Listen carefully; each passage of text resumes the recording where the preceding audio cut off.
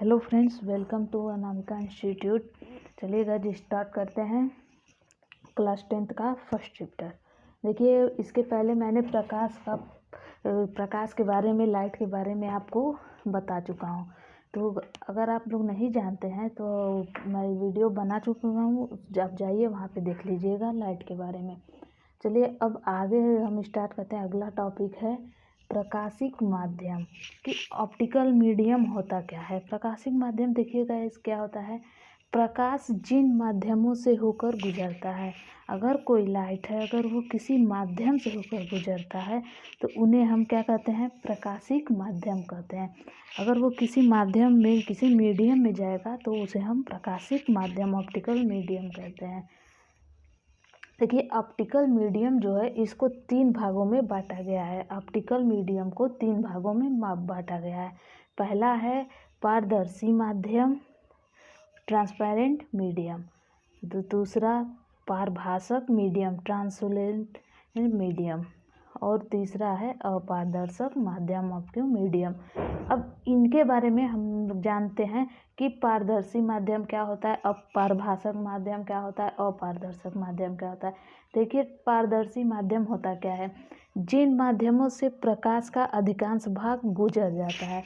अगर कोई मीडियम है, मान लीजिए कोई मीडियम है और उससे अगर प्रकाश का अधिकांश भाग, मतलब बहुत ही अधिक भाग गुजर गया है तो उसको लिए हम लोग क्या कहेंगे, वो कैसा मीडियम हो जाएगा, वो पारदर्शी मीडियम हो जाएगा। मतलब आर पार चला जाए। जैसे वायु हुआ, वायु में अगर आप प्रकाश जलाएंगे तो उसका अधिकांश भाग गुजर जाएगा। कांच भी एक मीडियम, इसका एग्जाम्पल है। एग्जाम्पल के थ्रू अगर समझना चाहते हैं, आप एक कांच लीजिए और उस पर लाइट टॉर्च ऑन करिए, देखिए वो आर पार चला जाएगा तो उसका अधिकांश भाग गुजर जाता है, तो उसे हम लोग पारदर्शी माध्यम कहते हैं। दूसरा है पारभासक माध्यम। पारभासक माध्यम में जिन माध्यमों से प्रकाश केवल आंशिक भाग गुजर, देखिए पारदर्शी माध्यम में तो अधिकांश भाग गुजर गया था, लेकिन पारभासक माध्यम में प्रकाश का आंशिक भाग, मतलब बहुत थोड़ा सा भाग ही गुजर पाता है, उसे हम क्या कहते हैं, पारभासक मीडियम। इसका एग्जाम्पल अगर आप देखना चाहते हैं तो दूषित जल, मतलब गंदा पानी, या फिर घिसा हुआ कांच, ये इसका एग्जाम्पल है। अगर आप किसी गंदे पानी में टॉर्च जलाएंगे तो वो बहुत कुछ भाग जो आर पार जाएगा, नहीं तो सारा वहीं पे रहेगा। अगर नहीं प्रैक्टिकल करके आप खुद देख सकते हैं। अब चलिए तीसरा है अपारदर्शक माध्यम, ऑप्टिकल मीडियम। जिन माध्यमों से प्रकाश का कोई भाग नहीं गुजरता। अपारदर्शक मीडियम में, ऑप्टिकल मीडियम में प्रकाश का जो है वो कोई भी भाग नहीं गुजरता है, मतलब उसका एक हिस्सा भी नहीं गुजरता है।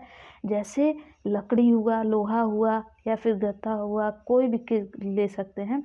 अगर आप किसी लकड़ी पर अगर लाइट जलाते हैं तो वो आर पार नहीं जाएगा, तो वो केवल लकड़ी के एक पार पर ही टिका रहेगा। तो उस मीडियम को हम लोग कहते हैं अपारदर्शक मीडियम। चलिए इसके आगे अब करते हैं प्रकाश किरणें। लाइट रे होता क्या है। देखिए, लाइट रे क्या होता है, जब प्रकाश किसी पारदर्शी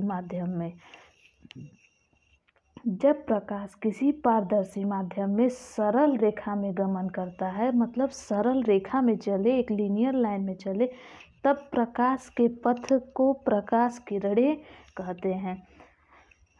यदि आप टॉर्च जलाए हैं और वो एक लीनियर लाइन में, सरल रेखा में गमन करता है तो उसको हम लोग क्या कहेंगे, प्रकाश किरणें कहते हैं। जैसे तथा प्रकाश किरणों के समूह को प्रकाश पुंज कहते हैं।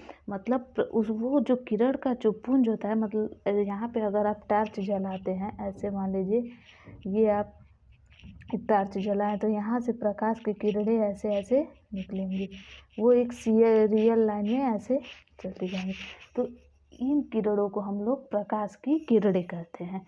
और इनका जो किरण पुंज होता है, यहाँ पे किरण पुंज जो है उसे हम लोग बीम कहते हैं, प्रकाश पुंज कहते हैं।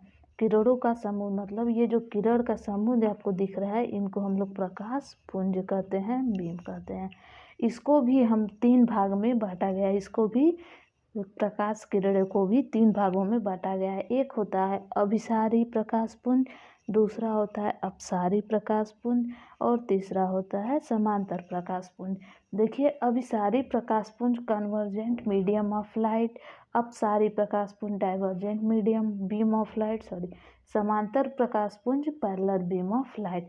इन 3 भागों में बांटा गया है। अब हम आपको, वीडियो बहुत लंबी होने के कारण हम आपको अगले वीडियो में बताते हैं कि अपसारी समांतर प्रकाशपुंज होता क्या है, इनके अंदर कैसे किरणें जाती हैं, ये इसके बारे में डिस्कशन करेंगे। अगर गाइस यहाँ पे आपको कोई भी पॉइंट नहीं समझ में आएगा तो आप बेझिझक कमेंट बॉक्स में पूछ सकते हैं।